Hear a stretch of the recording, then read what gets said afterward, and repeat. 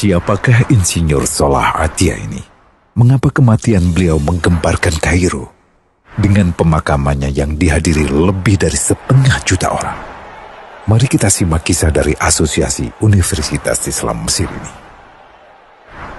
Al-Kisah dari kampung kecil bernama Tafahna al-Ashraf, distrik Mitghamir, Provinsi Dakohlia, Mesir, ada 9 orang sarjana miskin lulusan Fakultas Pertanian. Lalu mereka pun sepakat membuat sebuah peternakan unggas, sembari mencari mitra ke-10. Namun mereka terbentur modal, maka dengan sekuat tenaga mereka kumpulkan dari hasil menjual tanah, perhiasan istri, hingga meminjam. Meski tidak banyak terkumpul, namun mencukupi untuk memulai usahanya. Pertanyaan tersisa, siapa mitra yang ke-10? Insinyur Salah, satu dari mereka pun berkata, "Aku sudah menemukan mitra yang ke-10. Siapa?" kata teman-temannya. "Allah," lanjutnya. "Allah akan menjadi mitra usaha kita yang ke-10.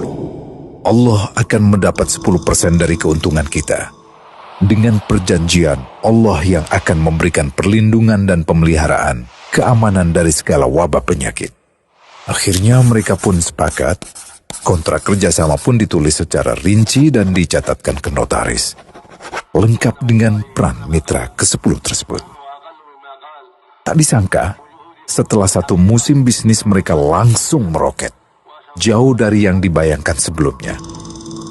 Lalu mereka pun kembali bersepakat menambah jatah keuntungan mitra ke-10 menjadi 20% di musim kedua, dan begitu seterusnya hingga mencapai 50%. Lalu bagaimana keuntungan mitra ke-10 itu dialokasikan? Dimulai dengan membangun sekolah dasar Islam putra, lalu lanjut putri, kemudian sekolah menengah putra, kemudian putri. Tambah lagi madrasah aliyah putra, lalu putri.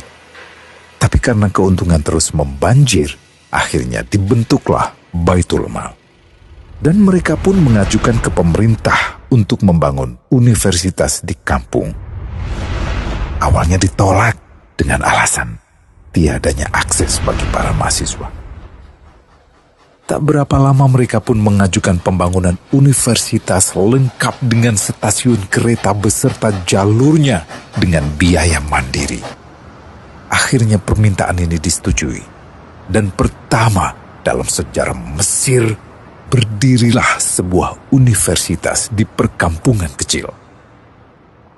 Semakin berkembang, dibangun pula fakultas kedua, ketiga, keempat hingga asrama putri dengan kapasitas 600 kamar. Lalu asrama putra dengan 1.000 kamar. Tiket kereta api pun digratiskan untuk memudahkan transportasi menuju kampung tersebut. Tak cukup hanya itu, dibangun Baitul Mal berikutnya hingga hilang kemiskinan di daerah tersebut. Dan program ini diduplikasi ke kampung-kampung lain hingga bisa dikatakan tak ada kampung yang disinggahi Insinyur Salah kecuali akan dibangun Baitul Mal untuk warga. Bantuan pun diberikan untuk fakir miskin dan para janda. Pemuda pengangguran pun dilatih untuk mengelola perkebunan sayur hingga mandiri, bahkan sampai bisa mengekspor ke negara tetangga. Pada saat panen raya, seluruh penduduk dikirimi paket sayur.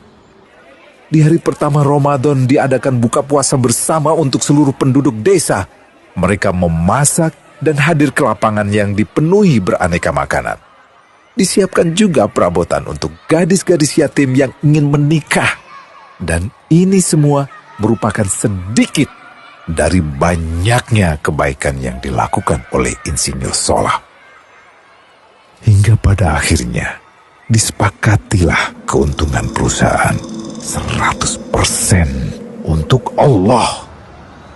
Insinyur Salah yang awalnya adalah salah satu mitra usaha berubah menjadi karyawan Allah.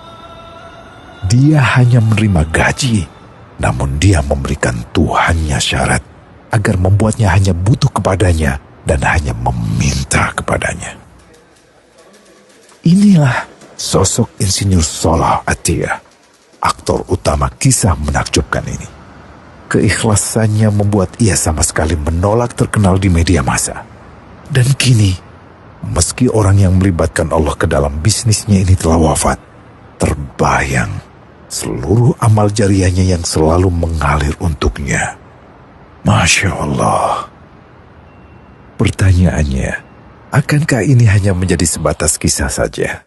Atau menjadi teladan bagi kita untuk mengikuti jejaknya?